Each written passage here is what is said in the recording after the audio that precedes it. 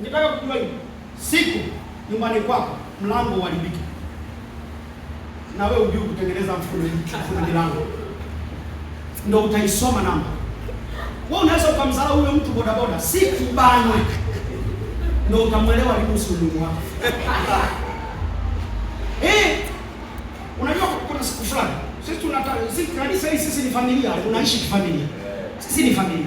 Ndugu yangu Igirigiri, kuna siku fulani tulikuwa tunajadiliana naye, tunaongea kikawaida. Aliniambia kitu cha ajabu. Ni mtaalamu wa mambo ya kutengeneza maua, kutunza bustani. Mtaalamu kweli. Sasa akawa anatunza bustani tangu anaanza anakatolia pale, mimi naona. Mimi nikaona jiuliza huyu jamaa anafanya nini? Alipokuja kuyaweka majani, nikasema Igirigiri huyu ndo amekutunza bustani ya makao makuu imekuwa nzuri hivi. Nikasema kumbe unaweza ukasema mtu hana karama nyingine, lakini ni mzuri kwenye karama nyingine. Kumbe ukigundua kwamba karama zetu sisi hazifanani na ubora tunatofautiana, kitu kizuri na cha maana unaweza kufanya nini? Bali na ubora wake na madhaifu yake ni kumpenda, maana atakuja kukufaa wewe usipoweza. Mpende tu. Maana upendo ndio ni kama sumaku itakao tuvuta kwa Mungu. Maana Mungu yeye ni mpendo, na mbinguni uzuri akitaingia kinyonge. Yaani mtu anayeyapuuzia mambo kama haya, Mungu hata kinyonge akitaingia. Kwa hiyo watu Mungu upendo, tuko hapa kijiji. Wewe unaona faida gani utoke nyumbani kwako mgeni nani uje kumchukia mtu anayetoka Mbagala Kuu? Mtu ujana naye kitanda kimoja. Si unapuuzia tu mambo mengine unayaacha. Unampenda tu yule naye. Ni kweli ana madhaifu, mpende tu. Mvumilie ndugu yako. Mchukulie kama ni ndugu katika mwili wa Kristo. Sisi ni mwili wa Kristo, ni viungo tofauti. Viungo hivi vingine ni imara, vingine ni dhaifu. Lazima tusaminiane. Kanisa bila upendo halidumu. Hebu mgeukie jirani yako, mwambie Bwana Mungu akubariki, akuumbie pendo ndani yako. Uepuke maisha ya chuki. Upendo, watu wa Mungu, kijiji upendo, popote twende upendo, popote utakapokuwa ni upendo, maana ndilo lililo kuu katika yote. Torati na manabii imeamriwa katika jambo moja: mpende Bwana Mungu wako kwa moyo wako wote, na mpende ndugu jirani yako kwa moyo wako wote, kwa roho yako yote, na kwa nafsi yako. Mpende tu.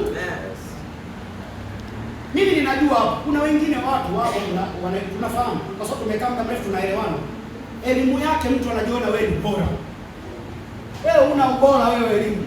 Inawezekana ni mtu tu kilaza kile ujielewe. Usidharau watu, heshimu watu kwa sababu unajua utakutana naye wapi. Amen.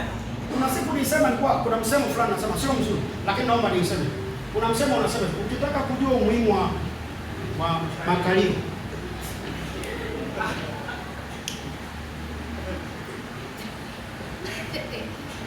Mswahili amesema ukitaka kujua, wewe unaweza ukaona makalio kama haya yanaishi. Yaani ninamaanisha unaweza kumuona wewe jirani yako kama anaishi. Wewe una gari, una drive, una elimu, uko vizuri, uko bora. Jirani yako kama anaishi. Ukitaka kujua wewe jirani yako anaishi, siku upate na wakupata. Umuhimu wa makalio unajulikana pale ambapo siku umebadilisha kichwa, umekeka chini, umekikalia. Ndio utajua kumbe makalio huwa yanaumia. Geuka hapo kichwa chako kiweke juu. Tangu ulipokuja ibadani hapo ulipokalia, sasa kalia kichwa. Ndio utajua umuhimu wa makalio. Maana yake ni nini? Watu wa Mungu, maana yake ni nini? Kanisani tunaishi kwa kutegemeana kwa nguvu. Kinachotuunganisha pamoja kama mwili mmoja ni kupendana. Kristo amelileta kanisa lake lililo bora, amelinunua, akaliungamanisha ndani ya nafsi yake. Akaipatanisha yeye, nafsi ya Mungu naye akaipatanisha kwa upendo, maana yeye mwenyewe ni pendo. Unapomchukia mtu ndugu yako, Mungu hajadhirika ndani yako, maana Mungu ni pendo. Ukikaa kanisani na bado una visasi na watu na uchungu na watu, mtu wa Mungu si kanisani tunapopaswa kuwa. Akikukosea msamehe. Kama ukiwa na hasira yako ikikaa, Biblia inasema isivuke jioni, hasira iondoke. Kama ikivuka tena mpaka kesho, wewe unanongwa, lakini omba toba, Mungu atakusamehe.